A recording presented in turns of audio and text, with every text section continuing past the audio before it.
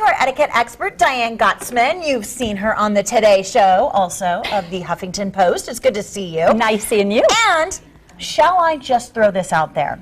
Diane's website was named one of the top websites for women by Forbes just last week, right? Thank you. Yes, very exciting.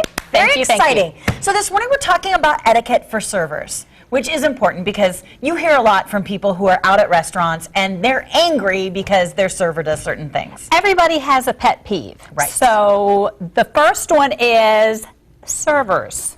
Please stand up. Okay. You know, there's a study that says if the waiter kneels down next to you, he or she can get a bigger tip, which is, you know, they have proven that that's true, except how many people like, and some people may, like to be nose to nose with their server?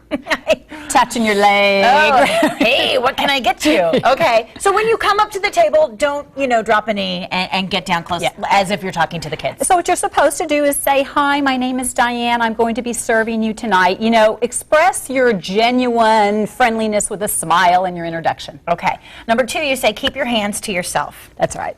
So again, you know, patting someone or touching them, unless they're choking, don't be patting them.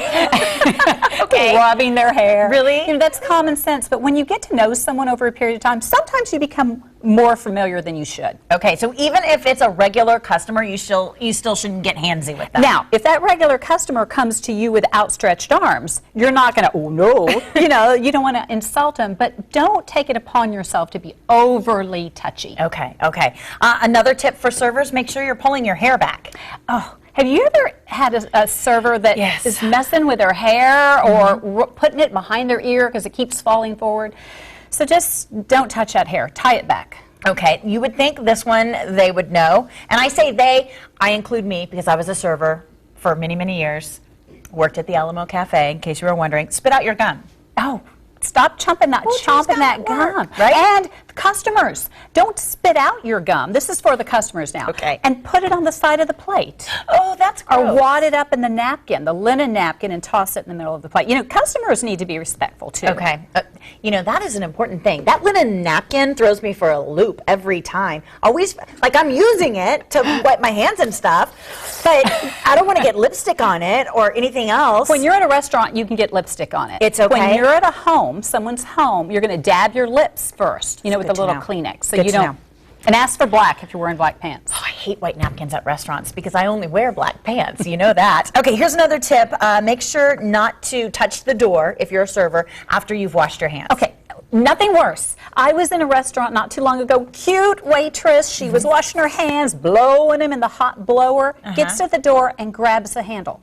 That's germy. You didn't like that, did No, you? no.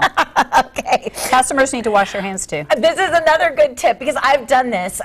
When you're walking out and you've got like the 9 plates of food on your arms, inevitably one finger accidentally gets into somebody's refried beans.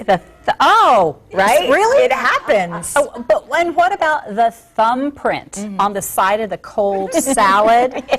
And you just see it there, and it's very unappetizing. So just watch where your fingers go. Okay, be very careful about those fingers. No to using your nose. Okay, so you get to the table as a server, and you can't remember if it's Dr. Pepper or a Coke. Do you smell it? No, you take it back to the kitchen. These are all things that have actually happened. We're not just making these up. You know, people have called us or emailed us with these. You can't hold it up to the light to see you know, I say take it back to the kitchen. Now, what they do back in the kitchen, are they going to smell it back there? I don't know. But drink don't it. Give do it it in front of us. Yeah, that's cool. That's right. They're going to start all over. If you don't know, you don't know. Another tip for servers, if you're sick, go home. Go home. And customers, if you're sick, stay home. Okay. And don't bring your children who are also chewing and sneezing all over everybody. True. Keep your fingers off the French fries. We've seen it. Have you ever seen it? When there's some leftovers. You see somebody coming out or going back in. Check it. Just taste it. I say you're checking just to make sure it's real good. Yeah. Just to make sure it's hot? Yeah, just make sure it's hot. That's for sure. This is another tip. You know, you're at a restaurant, you hand over, your bill's like $46, you give them $60, you know. Yeah. And, okay, the server should not say, do you want change? just bring back the change. And don't assume that if it's just 23 cents, you're just going to keep it. You know, bring it back and then let the customer dole out the tip. And customers should never, ever skip a tip, even if it's terrible service. What do you do about that? Let's just throw that into our little mix here. I go out, I'm tipping 20% as a general rule at this point in life. Is that right or wrong? Good girl, 20%. Yeah. Yes, so that's correct. 18 is minimum. You know, it used to be 15, and some people still tip 15%. Okay. But it should be 18-ish. 20% and above for good service. But if you are horrible, if you're my server and you spilled everything on me, I'm still not gonna. I'm gonna leave you 10%. Right. And you were rude to me, because sometimes accidents happen. It's not their fault. And I'm going to talk to the general manager. All right. Great information.